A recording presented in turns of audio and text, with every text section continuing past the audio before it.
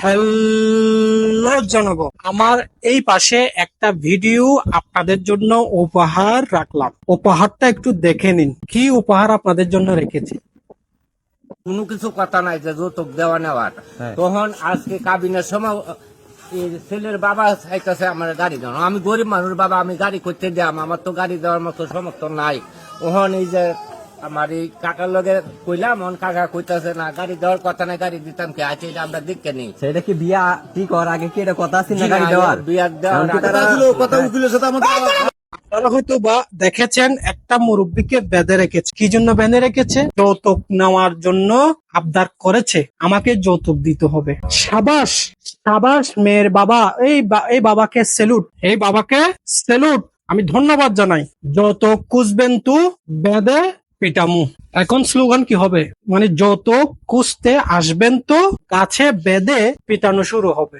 যারা যৌতুক খুঁজবেন তাদেরকে এখন থেকে গাছের মধ্যে বেঁধে পেটানো উচিত। এই মেসেজটা আমাদেরকে এই মুরব্বী সাহেব আমাদেরকে দিচ্ছে। যৌতুক খুঁজা অপরাধমূলক শাস্তি হওয়া উচিত, তাই তিনি গাছে বেঁধে এই যৌতুক যিনি খুঁজেছেন ছেলের পক্ষ থেকে তাকে, মুরব্বী সাহেবকে গাছের মধ্যে বেঁধে শাস্তি দিচ্ছে। কারণ যিনি যৌতুক খুঁজবেন তিনি হচ্ছেন অপরাধী, আবার যিনি যৌতুক দিবেন তিনিও অপরাধী, সমানভাবে অপরাধী। সুতরাং মানে যিনি যৌতুক চেয়েছেন তিনি অপরাধী, তাকে শাস্তি দিচ্ছেন। সেই জন্য এখন আমরা স্লোগান তো বের করতে পারি, তাই না? স্লোগান কি বের করতে পারি? যৌতুক খুঁজবেন তো মায়ের মায়ের মায়ের গাছের সাথে বেঁধে মায়ের চলবে। সুতরাং যৌতুক প্রথা প্রচুর পরিমাণে আমাদের দেশে একটা ভয়াবহ রূপ ধারণ করেছে। মেয়ের বাবারা এই যৌতুকের ভয়ে ভালো করে ভালো জায়গায় মেয়ে দিতে পারে না। গরিব সমাজের মেয়েরা কোথাও ভালো জায়গায় মেয়ে ঠিক মতো ঠিক জায়গায় পৌঁছাতে পারছে না, এই শুধু এই যৌতুকের কারণে।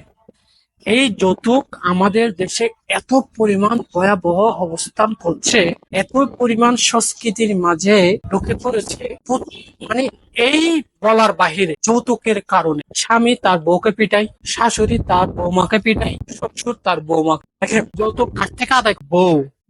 বউয়ের বাড়ি থেকে। যৌতুক যদি দিতে না তাহলে কে কাকে পিটাচ্ছে? স্বামী বউকে পিটাচ্ছে, শাশুড়ি বউকে পিটাচ্ছে, আর শ্বশুর বউকে পিটাচ্ছে, ভাই ব্রাদার বউকে পিটাচ্ছে। সমস্ত কিছু সহ্য করতে হচ্ছে কাকে?